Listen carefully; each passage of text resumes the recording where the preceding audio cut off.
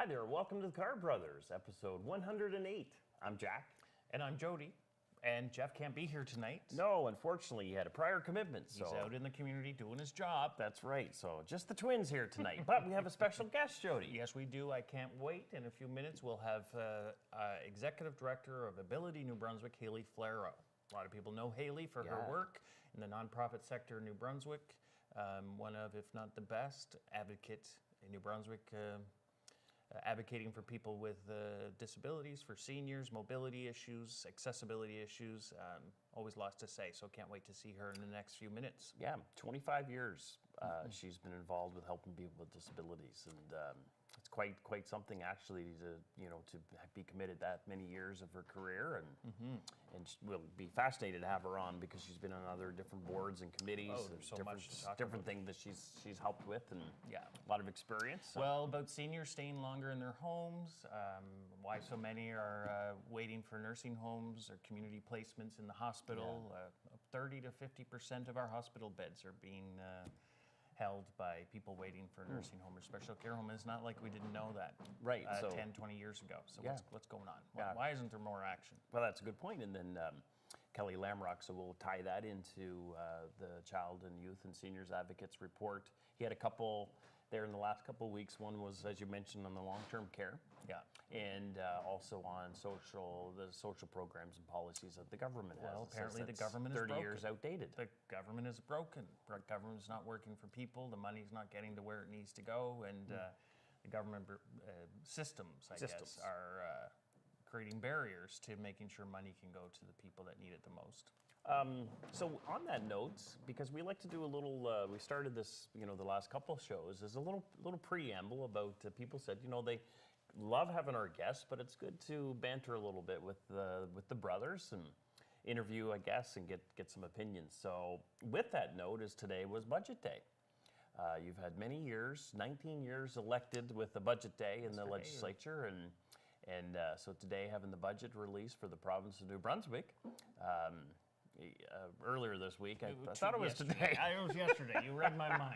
I'm like, no, Jack, not today. The details. I'm turning into one of them, aren't I? Well, yesterday was Budget Day, and it's an election year.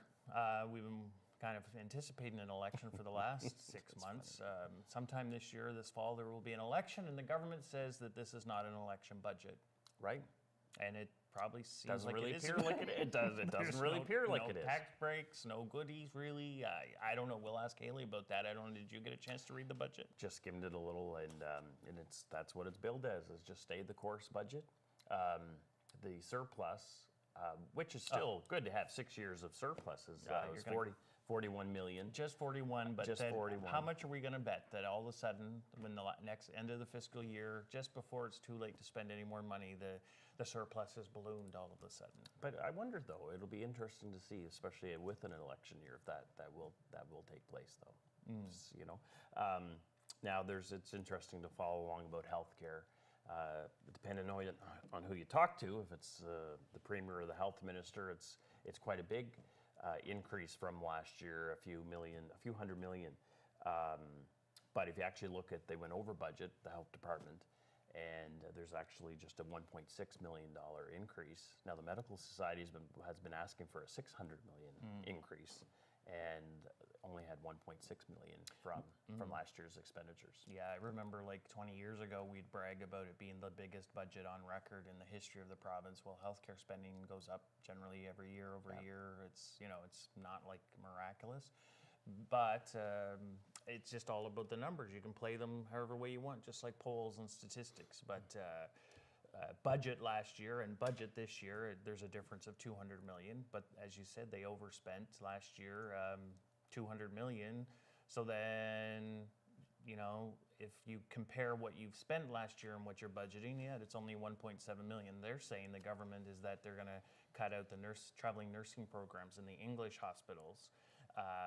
The French hospitals still have contracts for traveling nurses. But I would also think, okay, well then you're not spending that money this year, so then there must be a reduction if you're not spending that money, but then there's going to be an increase somewhere. So I don't know. It's just the numbers game. But what people really want is better health care and not stuck in the hallways. So hopefully we'll see some aggressive movement. But ever since they fired the CEOs and the boards, I haven't really seen that aggression myself personally. But we had the health minister on there a couple of months ago, and but we'll have to have him back again and keep the iron to the fire. yeah, see more about this healthcare spending. Now, education it says it's about 11% increase from the year before, so we'll delve into more of that. Did they say what that was going to go towards? No. No. So, or they may have. I didn't read that deeply. Okay. Well, we know that the education system is deeply underfunded. I mean, it was years ago when, you know, we're the lowest per capita spending, per student spending in the country. So we do miraculous work in our schools, but it's harder and harder and harder. I'm hearing so often from teachers and from parents, it's just a really, really challenging. And the COVID, people really still have no idea the impact that the COVID break had on our students and children that, you know, are in grade 3 that aren't used to the kindergarten, grade 1, grade 2 to get those foundational kind of skills and learning. So we'll have to keep an eye out on that. A very good point. And another one we mentioned about Kelly Lamrock's report there from a couple of weeks ago, the Child and Youth Advocate on social policy, which includes social assistance. No increase announcement in that. That's still the lowest rates in Canada. It's kind of discouraging when there's $1 billion surplus. Yeah. And yet people are hurting so badly. I know you want to pay the debt down. I know it's good to be fiscally responsible. I'm a progressive conservative, conservative fiscally and socially progressive. So can we not share some of that? The population has increased largely. 80,000 The tax revenue has increased. Property transfer taxes, you know, assessments, property bills. People are paying more. We all know about that. The property bills are people going are up. paying more. I mean, I don't know. What are you hearing about? Is it people getting pinched? Everything's going up. Except, you know, except. What did you say? How do you say that? Everything going up except something, but the end of the month is. Well, the money's running out, but the month is still going. Yeah. And we know that that's real. $70 million, though, every year is saved. So on one hand, there does deserve to be some credit for paying down the debt because that saves $70 million a year. That's great. Yeah, it's just a lot. Like you said, the balance. There's so many people hurting. Everything is going up. And for example, April the 1st, power rates are going up 8.9%, plus another 3% on top of that. If that happened 10 years ago, I mean, there'd be protests at the legislature. What do you think? I don't know why people just let it happen. There's that. Gas is going up 23% in April because of the carbon tax. Like you said, just those the property two things. tax. How much percentages has people's property tax gone up? 30, a lot. Some around 30% the last couple of years. Yeah. Of assessments. And then gas prices up 20%. And then you just said what was the last one? Power rates. Power rates. When that used to go up over 2%, people would be outraged. And why does there? I mean, I think people are still outraged, but there just doesn't seem to be the traction like there used to be. Maybe they think it doesn't matter if they speak. I'm not sure. I wonder because, like you said, when gas would go up. Just remember, gas would go up, and I don't know about these fellas. What's going on? Yeah. We're going to be those two, and on the Muppets that just keep, back in our day. Yeah. But in some ways, you've got to wonder, well, where is the opposition at in the province? I know. I have to say it. I don't want to be, but where is the opposition? Because back in even 10 years ago, there'd be a press release a day from different critics all over, and they'd be out speaking. I know. Sean Graham was very effective in opposition. Yes. When we were in government, Bernard Lord, gas price would go up 2 cents. He hammered it, and really. Well, and that's really put the forced some changes there with the regulation, trying to curtail. Insurance was another issue that Sean Graham was a master at. Yeah. But you're just sort of missing some of that, I think it seems. But then the other thing is newsrooms are being cut. Newsrooms, yeah. Our journalists, that's being cut. They don't have the time in the newsrooms to be able to focus all the journalists and dig right into. Well, it's like the $200 million overspent last year, and now budget over budget. It's a 200 1.6 million. 1.6, but the big debate. Well, why wouldn't you go back 5 years, even 10 years, just to see the trend? How much is the department overspent every year, and is that just an anomaly? I don't think it is, but I mean, but you're saying, like you said, the reporters don't have a chance to get down into the details. What are you finding out? Comments, questions? Well, we got Nora, top fan here. It says Nora Valentino watching and saying Happy Wednesday. Yes. Looking forward to hearing from Haley. Yeah, they probably doesn't want to hear us chatter anymore. Doesn't want to hear us chatter anymore. But is today the first day of spring? That's what Nora says. Well, usually it's the 21st, isn't it? Well, it's the 20th, so. I don't know. How are we making out with the time change? Should we have daylight savings? Should we switch back? I mean, is it such a distraction that we debate over that? But well, I still read Twitter and I like Twitter. Someone said if that's our biggest complaint, then I think we're doing pretty good. I want to know if anyone's watching out here across Canada, into the world, on Facebook Live. I want to know if anyone knows where Kate Middleton is. Well, hey, I'm very concerned about that. Yes, it's quite fascinating. We probably haven't seen this sort of media attention on the royal family in quite a while. Certainly since the modern age of Twitter and social media. You're right.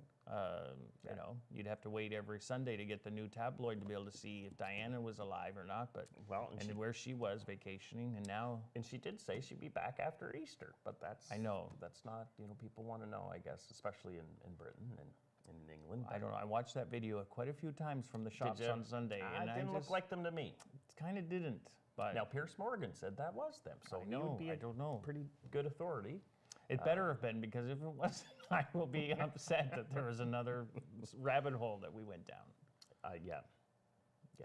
Anyway, so we'll be full. We need to get someone on if there's anyone that watches. That knows anything about the royal family. Royal that knows family. where Kate is. Where's the monarchy? Is the monarchy dying? Is this now relevant? Is this now not needed? I don't know what we chatter about, but yeah, that's right. So I see Jeff Ferguson, one of our top. What do they call it? Top contributors. Top contributors, stars on Facebook, making comments saying he's watching. We can't wait. I'm sure he's also waiting to talk to Haley Flaro, hear what Haley Flaro has to say. We probably in the next few minutes will maybe bring Haley in and see what she thinks about us. Yeah, no, let's do that. Let's take a quick little break. Stay with us. We're just going to take a little break and get Haley here on the set. I don't want to hear, for the next 3 days, how that yellow thing went across the screen, and I didn't know. We thought the whole show was over. But just a few seconds, we wanted to do a little tee up, a little welcome. I want to see your comments. They're now chanting, "Where is Haley? We want Haley. Where is Haley?" So we're going to bring Haley on in just about a couple seconds. We'll be right back.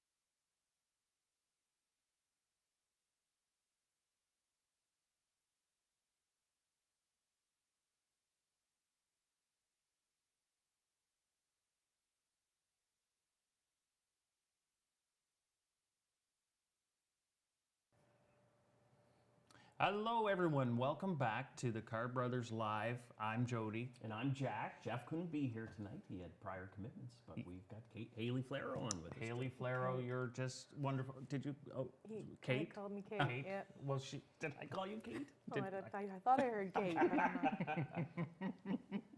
Well, people are still wondering where Kate They is. do. They are. And just back first, Haley, if you don't mind, the first day of spring is a day earlier this year because it's a leap year. And that's been confirmed by Nora, Valentino, and also on Google. Well, we've got a great research fan base there that's Yeah. right on there with the research. Appreciate that. Yeah. Appreciate that, everybody. Haley Flaro, welcome to our show. I know. Well, it's hard to believe that we've been doing this for long, 4 years. and this is the first and time we've gone this amount of time with not having you on. I know. What do you think about Well, I being thought here you now? broke up with me, but you know, it's Oh no. No, would never. No. It's No. So, Haley, tell us. You're with Ability New Brunswick. You've been advocating for people for 25 years, longer. It is. So I've worked in the nonprofit sector that long, and specifically at Ability New Brunswick for 18 years now. So I grew up with a mom with a disability, so it's a very personal, passion issue for myself. But we have such an incredible team, and so we work with New Brunswickers of all ages with a mobility disability. Youngest is a little 2-year-old boy with cerebral palsy, learning to walk with a rollator, and we're looking at accessible daycares. And our most senior that I think we served was 106, borrowed one of our adult tricycles to whip around the nursing home. So it's we're working with all ages with a mobility disability to help them be independent and active in our communities. Wow, and what are some of the most pressing issues today facing people with mobility issues? How long's the show? Yeah, I know. We have a This lot is we want to talk I- about. open-ended it's- question, I know. Well, the persons with a disability and single parents are the two most impoverished population in this province. I'm not trying to imply that every person with a disability is living in poverty, but there are a lot of costs once you incur a disability: over-the-counter medications, home supports, equipment, assistive devices, home modifications, accessible transportation, and I'm talking fast because it's overwhelming. quite a It's a list. big adjustment. So, some of the things you mentioned it being budget week that we're looking for is investments in affordable, accessible housing. We're looking at increases towards a living wage with social assistance rates. We're looking at, mechanisms to help people address the inflation issues. We're looking at how government's going to support people through a high MB power increase. Yeah. Didn't Yeah. hear any of that. So how does it make you feel when you've been pushing for these things? We have $1 billion surplus and you don't see them addressed in the budget. Well, I have a very scientific way of reviewing budgets. Your spouse would tell you that this was an art. I first take the budget, save the budget, and then I use the find feature and I look up disabilities, First off, yeah. 0 mention. Zero. Poverty, 0 mention.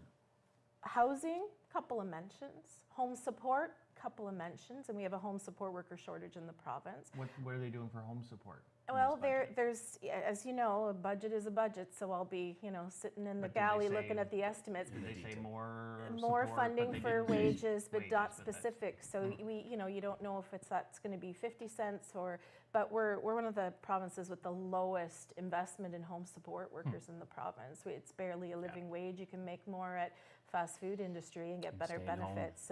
And we have the oldest population in Canada and second highest rate of disability. So we'll be talking about a lot of things tonight, And but that makes no social economic the sense. rural disconnection as well, or the not disconnection, but the Challenges with that. the travel distance, I guess, to different services and just Well, then with shopping, the price of just gas grab going up. gasoline. That's an issue too. Absolutely, and transportation. We have all of these amazing volunteer driver services around the province, but there's no accessible vehicles.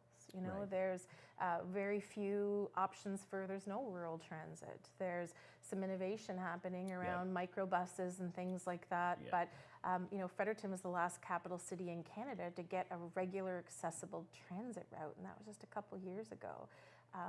For on-demand transportation in Fredericton, there's one accessible cab in the city, and if it's broken down, you're not getting from There's the just airport. one?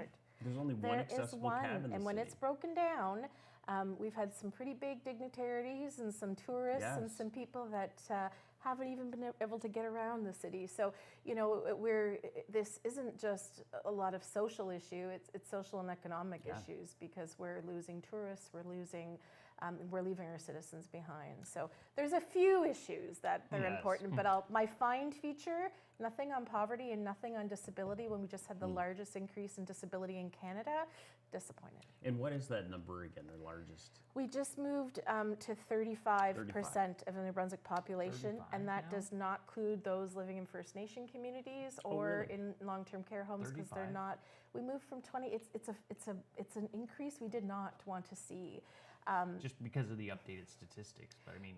Yeah, we had the largest 8% increase of any province or territory, and so and why do you think there's the largest for 8%? So this is the question of the week or month. The Stats, look at you. We didn't even talk before, but Stats Canada will be rolling out the monthly additional data on each province as they usually launch the overall, and then we'll see monthly reports and monthly data specific to provinces. But what we're hearing nationally, there was an increase in pain-related disabilities. Okay. Doesn't surprise me in New Brunswick, because there's a 3-year wait for pain management specialists. So, and that wasn't in the budget either. No. Which means people are leaving jobs. They're not going to post-secondary.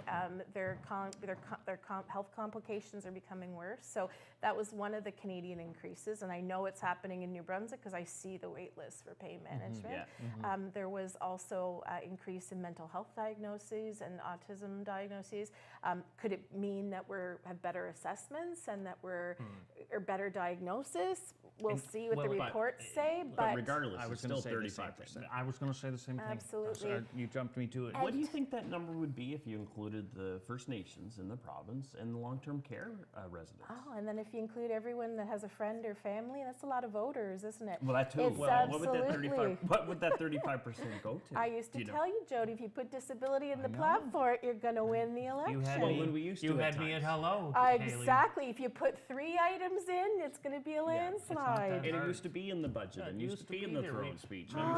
The days of David Allward, when there was a significant disability platform, and we moved the needle on things. So what do you think that 35% would be, though, if you included? Tough to calculate, but it's hovering Certainly over would be 50% of our population. Wow. And so, and that's just me, looking at data and that. And but it's you look at that data, and with disability comes chronic health issues, and to have any strategy under long-term care, under poverty, under health that doesn't have disability-specific strategies, you're in trouble. And you're ignoring or leaving out. Absolutely.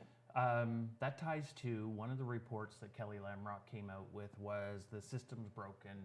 How did it break, or something like that it was called. But basically the money's not being directed to people that need it the most. You spoke about that publicly. You read the report. You really liked it. Tell us more about that report. Tell us more about that. Government is broken. Did it say something that was the obvious? Well, it did, and I think it was I know Mr. Lamrock's report was authentic. It was honest. It carried a voice for many of us working in nonprofit sector that raised continuously, with government. We're not just always about advocating for changes without benefits. We're always I'm involved. Good value and. I'm involved in a lot of different reviews of programs, and right now there's major modernization of the disability support program, but we've been asking for 6 months to establish standards, benchmarks, and then a human resources plan, and then cost it. And we know, and I remember, when you were in government, we never got everything, people don't get everything you wanted, but you develop multi-year plans to move towards it. But it's exhausting. I wonder how we're developing adequate budgets to fund things like long-term care when there's no benchmarks or standards. Well, the disability support program basically ties to this individualized approach. You try to put a plan around the individual and then draw funds from different departments as needed for the individual plan. And it's so typical. When you guys were all involved many years ago to redesign that away from seniors and long-term care into a disability support program, we said then, we don't want new money, we want to be able to spend it better. But that budget, that didn't mean to freeze the budget forever. And what was really frustrating is when the budget was so-called overspent, then Minister of Finance, Premier, different people today in this government says, there's a problem with that program, we're overspending. There's a problem then. Instead of setting, as you said, the purpose of, what's the purpose of the program and is it achieving that purpose? And maybe that's where we need to put the money. Who says because there's a line item in the budget that that's what the number should be anyways, you know? And so you're basically saying what's in the report is we've got it backwards. We should be, before we're like redesigning because it's costing too much, well, let's see what the cost should be and get it. Same with seniors in, or seniors in hospital beds waiting for nursing homes. Absolutely. This is another report that came out on long-term care. You were involved with that review as an advisor to the Child and Youth Advocate and Seniors Advocate. So what does that report say generally? Well, there are lots of great recommendations in the report from, there's recommendations around governance to changes to the system, but we heard from seniors that the long-term care assessment process is broken, the financial eligibility process is broken, people are refusing supports and living at risk because the way the financial assessment works doesn't recognize disability costs and, all of those type of things. And so that's probably the thing we see weekly at Ability New Brunswick, and it just gets me in the gut when someone needs some home support hours, but they can't afford their co-payment. So they live at risk and wind up unnecessarily in the emerge. Well, see, it's back to that crisis again. Yeah. And do you think that the government or any political party is going to look at these reports, or are these just another reports? Well, estimate how many reports have you seen here in 20 years? This is my fourth long-term care. Right. Like there was long-term care plans, and now this is the fourth report. Well, enough about that. Yes, they collect beautiful dust on my shelf, and I'm starting to think, why do they ask me to provide advice, right? Well, why can't we have people out of hospital beds into their own homes? Why? What's the problem? Well, you and I have talked about that before. One of the things we've piloted, it's been a pilot for 10 years now because I can't get any sustainable funding for it, but actually the feds just helped us fund another position in St. John to help us address the wait list. But the seniors planning and navigation, we only have 2% of the seniors we work with that have complex health issues going into nursing home or special care home. But it takes an average of 13 hours a year of planning, navigating, linking to resources. Our long-term care social workers are so gifted, but they are financial, it's all financial. It's put you in a box, do you fit the program or no? Because that's that's not person-centered. And they see their social worker once a year. It's not enough time to navigate 4,000 resources that maybe... The caseloads that they have. And what I've always said... The human resources plan we need. And then the answer, I don't think, is more necessarily caseworkers. I think we have to make sure the people that are doing the jobs, that they're in the right jobs, doing, should government really be planning people's lives? I don't think so. That's why I like the independent facilitation of a seniors navigator. People are going to trust nonprofit more. You have the relationships. You're in the community, and let the government manage the money and the program and the standards. And the standards and the policies and the regulations and all the things that government does well. Yeah, and it doesn't seem to happen. It does separate winners from losers. Like if there's that senior that's fortunate and blessed to have a family member that can advocate and navigate, and the phone calls and the voicemails and the back and forth and the paperwork, that is a huge blessing for that senior. But the other seniors that may not have that, that's where a navigator would be so valuable, not only for that individual, but for the whole system, to be able to fast track some of these things that some of these seniors, like if they don't get that phone call, or if they can't go online and figure out, there's no manual where the tricks of the trade and the strategies to be able to get ahead. Like it's very, very hard. This team during the pandemic, where a lot of home support workers went on CERB, the home support worker crisis was escalated. Right. Seniors were even more isolated. Their natural support networks didn't get to them. I saw a team at our organization that put lawn chairs in their trunks and went and sat in dooryards. For those in Ontario, that's the front yard. I like to learn that. But and planned and navigated and helped. The service that this team at Ability New Brunswick is offering for seniors is real kitchen table, 50% of seniors accessing it live in rural communities. That means we're getting it right, because when I started 18 years ago, we were an urban phenomenon. Everyone we served was in urban areas, and that's not our demographic. So I really believe, you know, if we can move on the long-term care recommendations, more flexible supports. During the pandemic, we got a huge federal grant, and what we did with it is we bought seniors lift chairs, because they had left home supports but needed to be able to safely get up and out of their chairs, like, because they didn't have the hands-on care. They were one-time costs that actually resulted in reduction of hands-on home support for people. So one of these common sense things. But you can't get it funded. No.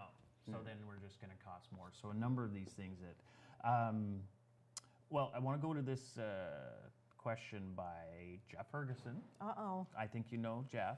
He won one of my Deputy Minister of the Week awards once. It's a very coveted award, not often won. So that tells you. Yes.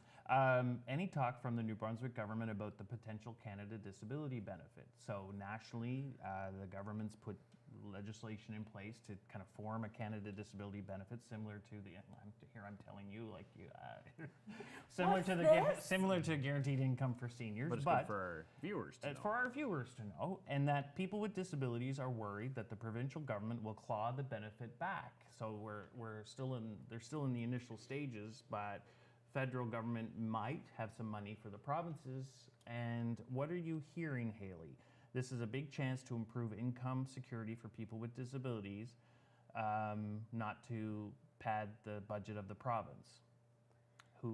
Great. What are you hearing in New Brunswick? Are you here in New Brunswick talking to the officials about that at all yet? We are. We just had a meeting yesterday with senior officials at Department of Social Development. It was one of our items in our brief that as this rolls out, that New Brunswick can't claw back the benefit. One of the things we spent a lot of time talking about that I don't think people realize, there's a lot of pressure to look at living incomes in Canada, and it's overwhelming to a federal government, to a provincial government. People run. Come on, tell me when you're in government. You ran when people start. Exactly.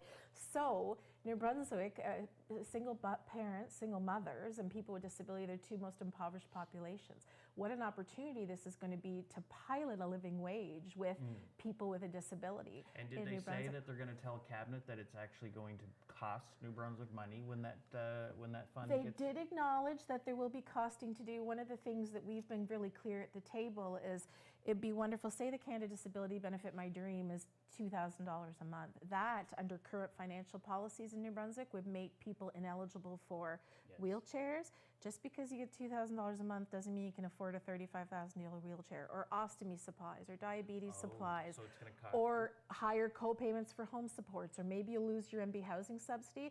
Social development's going to have a lot of work to do to be able, because under current frameworks, that benefit would be a huge clawback. So yesterday we didn't get a promise, but there's a strong indication that there's a friendly agreement throughout Canada with the provinces that that should be operationalized, that it wouldn't claw back other potential benefits that help people live with a disability out of poverty. Because with this, what a Canada Disability Benefit could do if those clawbacks happen is put people in a worse off situation. Right. Better off not, in a way, better off not taking that if it's going to put them even. And some people might choose that. And that's not what it's for. No. So Jeff, I'm very optimistic, and yesterday's conversations made me really pleased, but the province is waiting to see what the Fed's going to do. They don't know what their agreements are going to look like. They haven't seen drafts of them. So we have a lot of pressure, and I know Jeff's involved in a national organization that's putting a lot of pressure, and I'm really thankful to the work that they're doing around that. Okay. Well, one other thing, follow-up that Jeff had, we should get him on the line next time, but Jeff was saying that my dad is currently in hospital waiting for a nursing home bed. I used to work in the system, I know what to do, but found it very complicated to navigate. I'm really not sure how someone without the knowledge would know what to do. So you were talking about you have someone that maybe can, help, but even then you have someone that's knowledgeable, former government deputy, assistant deputy, former regional director, and still hard to navigate. It's overwhelming, adjusting to a change. I've now been through the loss of two parents where I was very privileged to be able to go and be their backup support, work remotely from Ontario, be there during their hospice care, wonderful seamless systems. But I broke down a lot because the systems in Ontario were very different than here, and I know here. But I also know what people go through, and it doesn't matter the degrees you have or if you've worked in the system. It's complicated. The adjustments are hard. Our assessments are set up to make really fast decisions, and really box decisions, nursing home, special care home, and then you wait, and you see people waiting unnecessarily in hospital. Yeah. And that's what worries. Did Jeff say he had a family member in hospital? Yeah, his dad's waiting. And the rehabilitation in hospital is not there. They're set up for emergency care. They're Right. not set up to make sure his dad is getting up and around or movement or whatever his abilities are. And I was told many years ago by the Department of Finance when questioned that they don't want seniors out of hospitals because it will actually cost more money. Well, and I was so proud of all the social economic work we've done for Ability to say, listen, we freed up 80 hospital beds last year and basically got the answers fill again. Yeah. And I'm looking at But the you're economics of it saying, that was amazing. These are people that are living at And home. better quality of better life. support, technical aids, they're reducing home supports, they've got a navigator checking in on them, and it was really diminishing, especially when nonprofits get challenged all the time that we're not thinking of the economics. Well, there yeah. was economic value there. And you're often, nonprofits are held to a standard that even they won't hold their own government to the same standard. Have you noticed that? Oh, last July, I had the email framed in my office. We got an email that grants for nonprofits were going to be held to a higher standard of accountability and additional benchmarks. And it came right from the finance minister, and I responded, great, we are so ready. You know, this team at Ability, they establish benchmarks, they work towards them, they turn $1 into $2. You know, our office manager that's watching tonight for 38 years, balanced budgets and clean audits, God, government should steal her, right? No, you can't have her. But, you know, we get this email, and I said, absolutely, I applaud it, but are these same standards and benchmarks going to be held to provincial department? And I'm going to teach you a little thing about, in nonprofit lingo tonight, crickets. That's what we call when government doesn't respond. We never had crickets from you, Minister, but that's crickets because they don't have the answer to that. And Maybe they know the answer to that. What else, Jack? I mean, geez, we're right on a roll here. Well, you would see where you would work with, you would obviously see some unsung heroes, not that you have to mention any names, within the department that's either ground floor, whatever, and that, because there are many that want the same objective, which is to help seniors, help people with disabilities. So you'd have a lot of stories that would be positive as well, where someone went above and beyond, they took the extra time when maybe they're crammed with another 300 clients, but able to do that. So it must be very, very hard on the inside as well for a lot of civil servants to be able to. Absolutely, there is so many good people, and Yeah. I have friends that are social workers that just want to be able to do what they were trained to do, and are so talented at that, and they don't get to do the scope of their practice. And so we talk about so much about scope of practice in New Brunswick. Now it's time to let social workers do their scope of practice. Well, you go to Ability New Brunswick. Why I always like to refer people to Ability New Brunswick, whether a lot of times it's seniors in their home that just don't know who to call, or individuals with children or adults that need additional support, but they don't know who to call. I like referring to Ability New Brunswick because you're one of the best, but because you put a plan in place. You do it every day. Well, you do it every day. So then you're not trying to learn something new all the time, that you've got kind of the tricks of the trade, sort of speak. And tell us, if people contact Ability New Brunswick because they have a mobility issue, they're not sure what government program, they've been told no, they don't know what door, they contact you guys, Ability New Brunswick, then what do you do? How does it work? So that we register them there's no cost or fee for our services. If they have a mobility disability, they qualify. We don't do income test anything, which is one of the great barriers reduced, because everything at social development is income tested. And so unfortunately we work with a lot of the gray area population where a family income of $30,000 is considered significant when it isn't, and you have all these disability costs. So they call us and register, and we look at where they are, their age bracket in the province, and we assign a rehabilitation counselor if they're an adult, a seniors navigator if a senior, or a transition planner if they're a youth. And we call them within 4 working days, and within 4 weeks we're at the kitchen, or sooner if we can, at the kitchen table in the hospital, sitting down and looking at what their needs and goals are. And person-centered planning, we have a series of 3 planning meetings to look at those goals, prioritize them, bring in solutions, their service providers to make sure we're all on the same page, and that's the way it works. And this team is so creative. It involves a lot of creativity, and you know what? People don't want to have to rely on government programs. I've not met one person that wants to rely on a government program. So if you can bring people together, you know, we had a senior's family around the table recently, and everyone was so worried to make them feel safe. They wanted mom in the nursing home, but mom could direct her own care, but she needed someone to take her to her hair appointment. And it was amazing to watch what the family could offer when you have that open discussion about what mom wants and what's there. And then a few hours of home support, and the wait list for MB housing funding for ramps was huge. So they found someone to build the ramp, but you know, have to take little shots really. Budget was yesterday. That's why you're loved so much. Budget was yesterday. Yeah, my picture's up in most government departments and not for a good reason. But you know, so it involves that really good planning to bring people together, because a 1 hour assessment is not enough to determine someone's trajectory in life. No. And that's what government's forced to just resort to, is just a 1 hour tick box, and it's just how it's set up, right?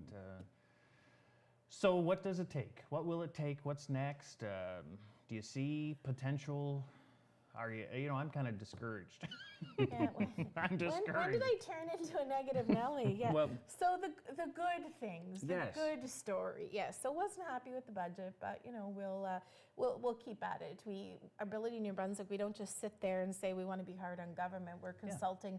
We have constituents, and they tell me when they're unhappy. And I've already had the emails today about the budget, right? I can't see myself, and disability isn't mentioned once. And I take that personally, because it means we didn't do our job too. But you know, I can't help but bring up medical assistance in dying, the issue across the country. New Brunswick must be the same. You know, when you hear how discouraging, and you see how discouraging people must feel when they don't even see kind of their issue on the priority list of government.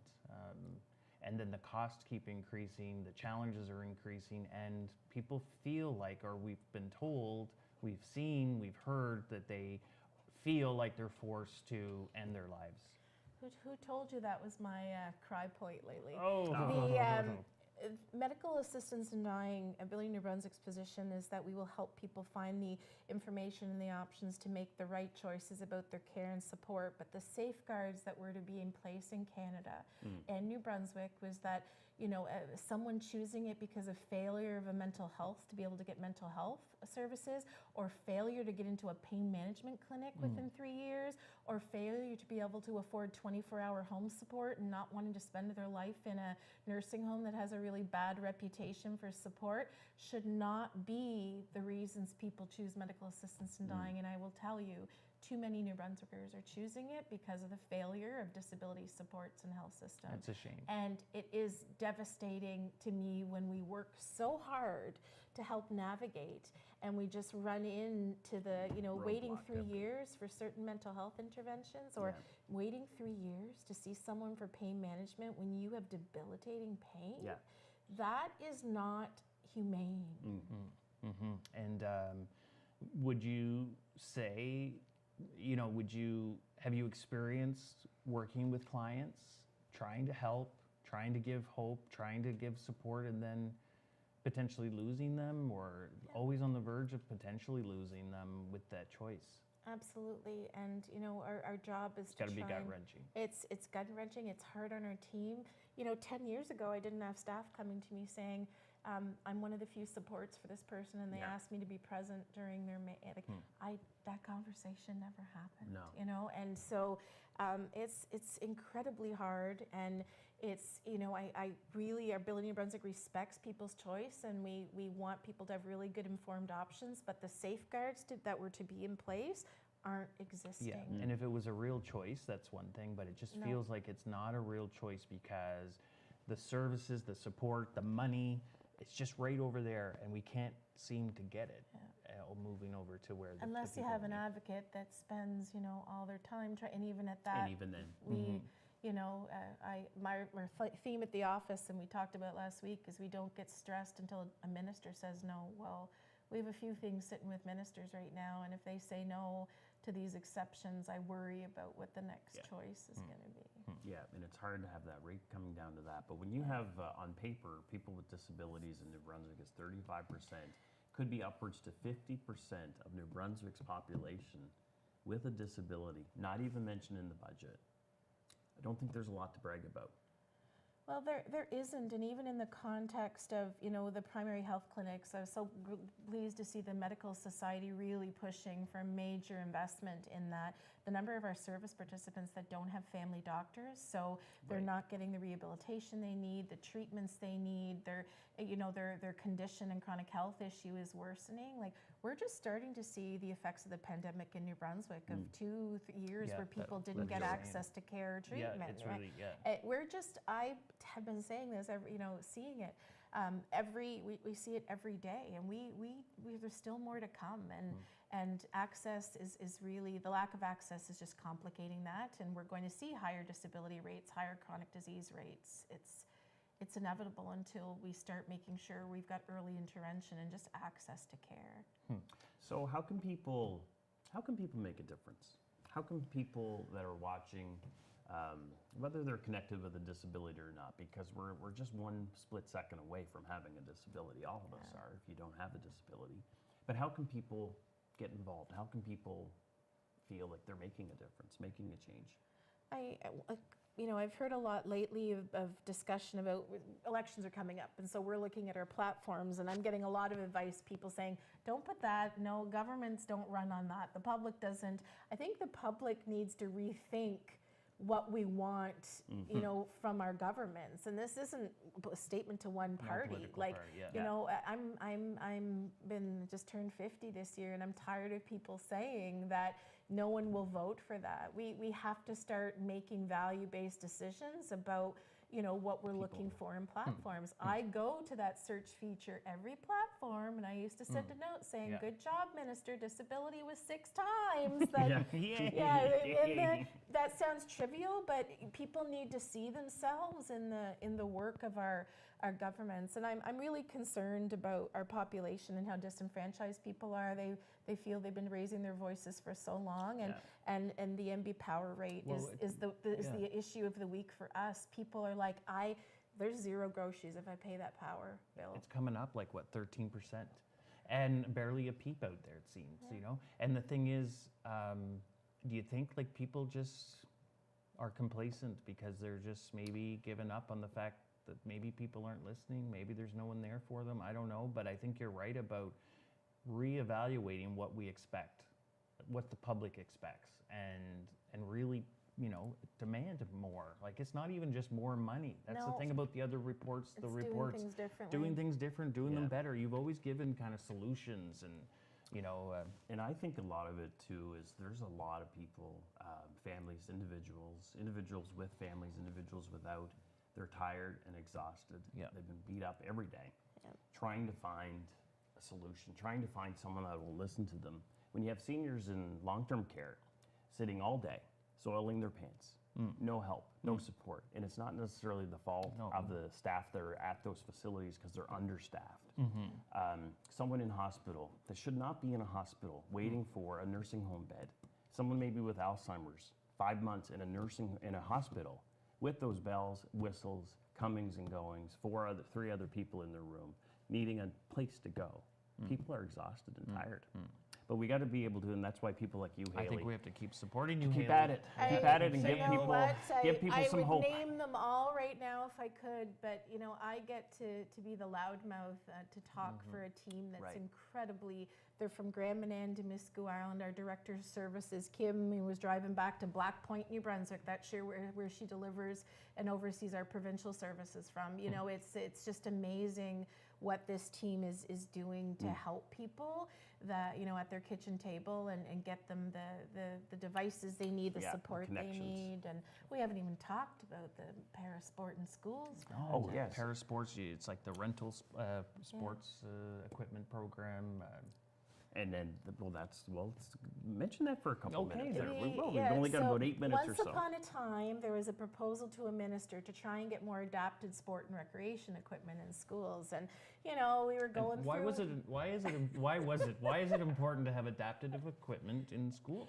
Absolutely. What was the problem? Absolutely. So the three of us can go out if our spouses give us the allowance and buy some skates today for $150 or a bicycle for $150 at Walmart.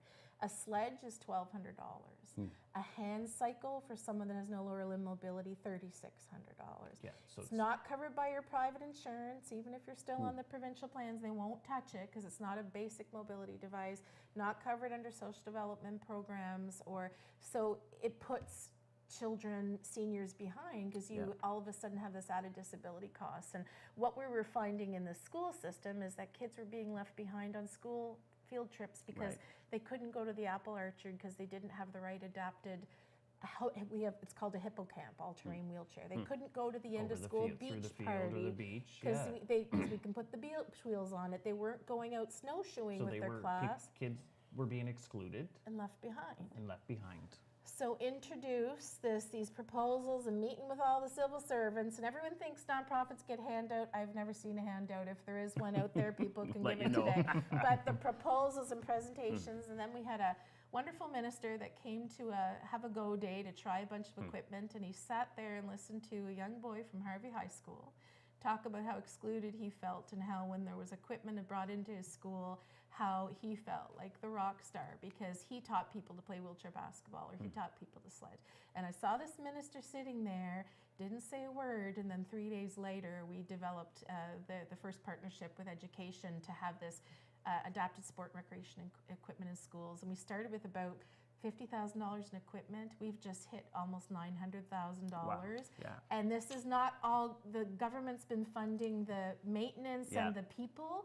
This has been Hockey Night in Canada giving us sledges, the Calgary Foundation, MetaV Foundation, all of these foundations. We even have volunteer days where people can come over and maintain the equipment, change the tubes, and we don't leave kids behind anywhere. So it's very popular, and you leverage those funds to get other funds, private money, as you mentioned. And the idea is, let's say it's wheelchair basketball. So every student in the class, or every student in the gym class would have a wheelchair that they play basketball in, including potentially a child that requires the wheelchair for mobility, but every student gets to play together, and it's fun, and it's active, and it's very, very popular to be able to move the equipment around and use. It's environmentally friendly. It's another thing that makes too much sense, Haley. It is. And it's environmentally friendly. It's a recycling program. I'd like to know who that minister was. He's a good fella. He was a good fella. I don't know. And since then, there has been just equally a lot of great leaders that have helped save the program because it was innovative and it was a square peg in a round hole. It should be funded by the Sport and Recreation branch in New Brunswick, and they don't touch it with a 10-foot pole. No. But that's not a whole other They have all their other challenges as well. the sports system. Let's talk about. But it's an example of a program that had real impact, and Jody, just to leave you one story, it had unanticipated outcomes. We have children that have issues with behavioral regulation in the school, and they've been using the hand cycles to be able to go take a break, get some energy out. It's just had all of these unanticipated children with autism. Like it's just a beautiful program. Neat. So anyone wants to want to come and change some wheelchair tires and some blades on, we got a job for you. On some of the equipment. Wow. And briefly as well, you're going to be in BC. Oh my gosh, yes. So With it's coming Rick up this Hansen? week, next week? Yes, I'm very honored to be invited by the Rick Hansen Foundation to speak at their National Accessibility Professionals Conference next week in BC. I'm showing pictures from New Brunswick. I'll be showing the accessible bird platform we helped with in St. Andrews. I'll be showing the Para-based Sport and Recreation in Schools program photos and kids using the hippocamp, and I chair the National Technical Committee developing Canada's first standards on outdoor spaces, and so I'm there to talk about that, but to talk about how a largely rural province like New Brunswick is making gains on accessible outdoor classrooms and sport and recreation and accessible trails. So I'm quite honored, and the little small town girls hit and go into the big city next You're week. doing a good job, Haley. Yes. And you've always done a good job. You're continuing to do a good job. You're a great friend to the Carr brothers. Yep. And we appreciate you, and so do the people in New Brunswick. We're glad that you've moved to New Brunswick and stayed in New Brunswick and became a New Brunswicker. So you're doing us proud, ambassador for the whole country. So keep up the good work, And people, please support Ability New Brunswick. Give them a call, contact if they can help. Thank you so much for being with us. Thank you for sharing a bit of our story. Well, thank you, Haley. We want to thank our viewers as well for participating and watching on the show as well. So I think with that, Joe, we'll wrap up. We'll wrap up. We'll see you again soon. Facebook Live and CHCO. And on YouTube.